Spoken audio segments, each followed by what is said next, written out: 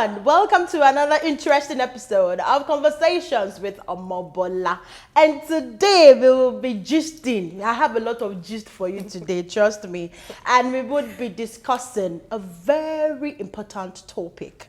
All right, so I want you to sit back, relax, get a cup of juice and wine, and let's take this right together. Today, I have a special guest. In fact, not a special guest, I have special guests. S at the back.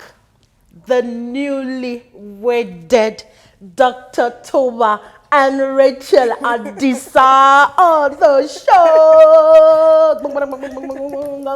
Yay! Feels weird. All right, yes. They just got married. They are newly wedded couple. So please, a huge congratulations to them. Congratulations, my darling. Thank Welcome to this beautiful hood. Thank you. Yes. Thank you. All right. We know that a lot of people are going through a lot of issues in their relationships, and they feel and they have this fear that it might not lead to marriage. But today we're going to be discussing a very important topic that you need to take to heart. All right, and pick the ones that works for you. We have to unlearn, relearn, and learn from the experience of my beautiful guest today. So are you ready? Now let's go.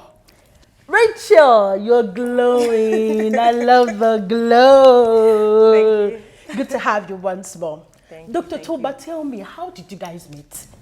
Do you want the short version or the long version? What do we want?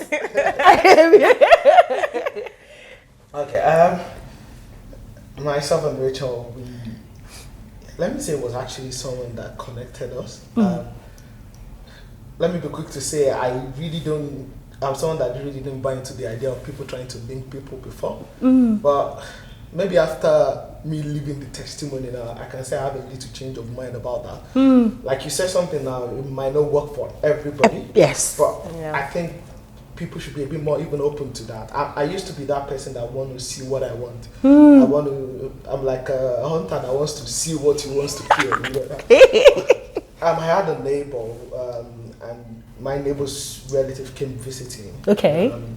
Who somehow knows Rachel's auntie. So there Okay. was this long link, and then we got into this discussion about relationship. Okay. And they were talking about young man, why you're still single.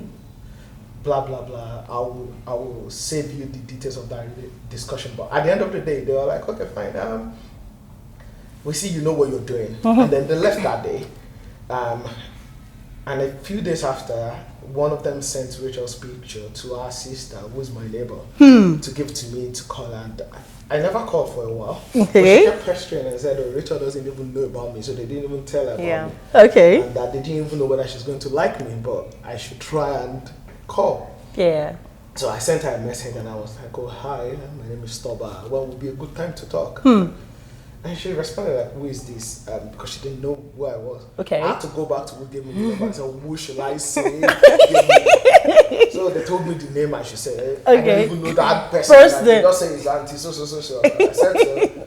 And yeah, she gave me an audience and said, yeah, we could talk after work around 5:30. That was during the pandemic 2020. That was during the lockdown. So I called and we were on the phone for 1 hour, not beautiful.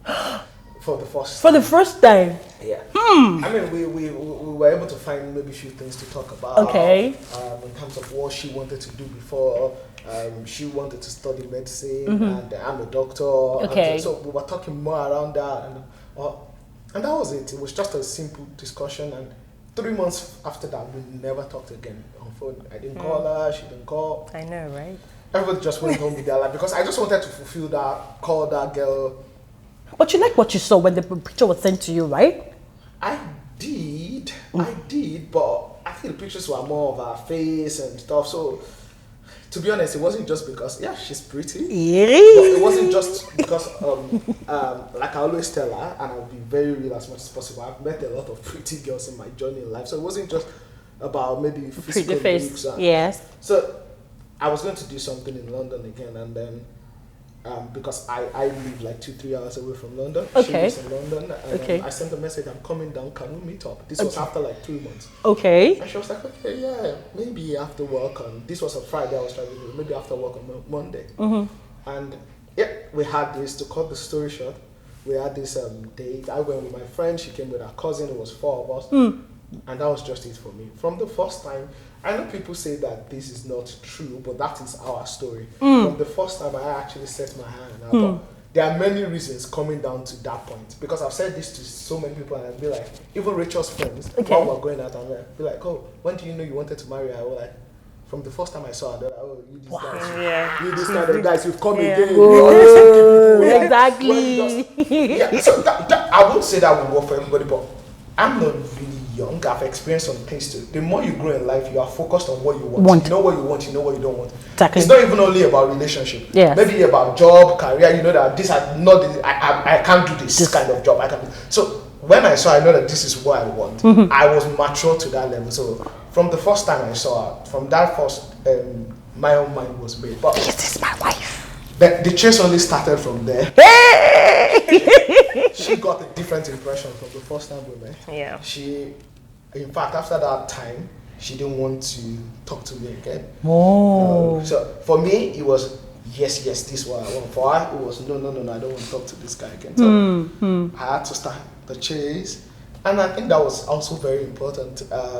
It helped me to become committed to it, to the point that eventually we became friends. Even when we became friends, she was still like, I'm not ready for a relationship. Okay. I had to keep putting pressure. And eventually, I think after about 3-4 months from there, she eventually said, okay, let's give it a try. Let's give it a And here we try. I hear we are. Rachel. I know. Okay, so what was your reaction the first day you met him? So he's actually asked me this question before, and like what was my first impression of him? Yes. And my answer was that there was no impression. It was, so I would say it was almost like a double date. So he brought his friend, I brought my cousin, and I brought my cousin because it was the first time meeting him. Yeah, exactly. So I was like, let's have like, you know, just some kind of support system with me. Okay. I sat in front of his friend, Okay. and my cousin sat in front of him. So already the table arrangement was just not in favor of us trying to talk and, you know, Was that intentional? So on my part, when Now you know. on my part it was because I knew that I should ideally be sitting in front of him, but I just felt a lot more comfortable just not having direct, you know, eye contact with him and having to speak to him. So, but even though I intentionally sat on the opposite side, I thought, you know, as a guy, you should still find a way to speak to me. Tobad was not speaking. He was just, as he is now, he was just... sizing you up. He was just... Exactly. He was sizing you I up. was just observing. Exactly. He was just looking with that blank expression. I was like, what is wrong with this guy? And his friend, actually I won't mention name, but his friend that was with us on the date, like he was really chatty. We had a lot of good conversation. I was like, okay, I got on with your friend. If he was talking to my cousin, you know, maybe this is how things would work out. So that was my mindset, that, you know, I didn't get any impression from this guy. But the date was nice. It was good company, and that was it. Yeah. I had no first impression at all. Okay, so after the 3-month break, now when you saw each other and got talking, the friendship began. No, so we had the phone call. So that date was after the 3 months. So Yes. we had a phone call, then we had one phone call, and I was like, okay, we had finally spoken to this guy, and that was it. 3 months went by, and I didn't even remember him. But then he sent me a message saying that he's coming to London, and I know from our first discussion, he said that he lived really far. And this was when we were just coming out of lockdown, so I was bored. Looking for where to go. Yeah. So honestly, I'm being honest. So I was just like, okay, you know, let's go out, and that was it. So we met, and then that was when we had the first double date. Like he said, after the double date, I was like, I'm not gonna meet this guy again. It wasn't. First impressions count, but he was persistent. Okay, so how long was the courtship into this? The courtship After into that- the marriage? Yes, I was. So that the first date was in August, I think. Yeah. That was August 2020. and now we got married August 2022. 22. So if you want to look at it from the first date up to now, it's, say 2 years. But we officially started going out In November, 3 months after our first date, we made it official. Yeah. Okay, so within those 2 years, what were you guys doing? What were you guys doing? What were you going on dates? Were you seeing movies together? Were you attending seminars, conferences, marriage seminars? Were you reading books? What were you? Were you traveling together? What were you guys doing for those 2 years to get to know yourselves better? Good question, don't I? Yeah, I mean, I think I would say it's a bit of everything. If I look at my phone now, I see many pictures of eating out. So there were many. I think Rachel has a lot of friends, and I was quite. The first person I got close to was her sister. Yeah. And because she and her elder sister, Angel, they are quite close. So I made sure. I think that was even before we started going out officially. That was my next aim after I became Rachel's friend. So the first thing was, after that date, I had to find a way to become a friend. And the first I did that was that I cancelled all I had my year planned out for them. I cancelled all my weekend. So the next weekend I was in London again, trying to see her. It was really difficult. She didn't want that to happen. Eventually, she bulged. We saw it again, and that was when she said, "Oh, I didn't know you talked." We went on a second, let's say, date. Yeah. And then that was when she got to know me, and she was like, "Oh, I didn't know you talk," and this and that. Then we became friends. She was traveling. Then she was going to come to Abu Dhabi to see her mom, and I was like, "Okay, can I drop you at the airport?" So I started using little things like You that. were there. You were always there.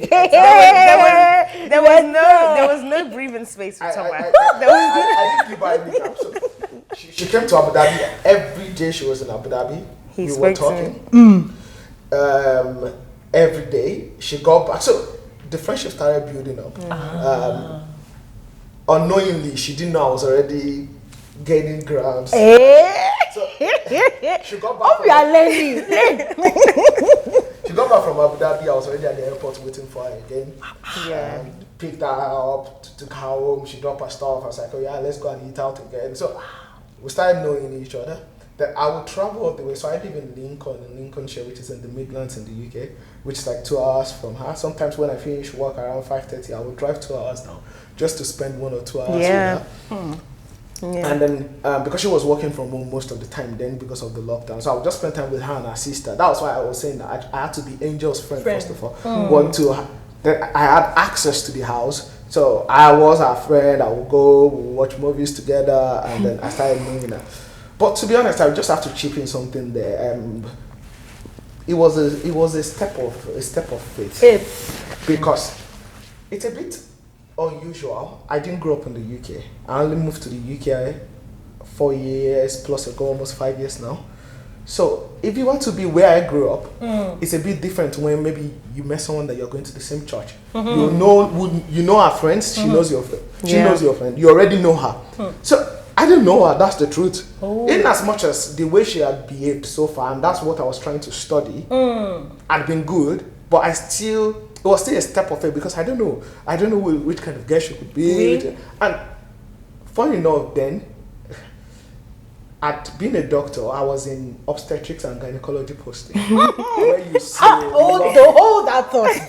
You see this kind of specialty. I'm interested in them, really. I'm interested. Go on. You see a lot of young girls, and you see what happened, especially in the developed countries.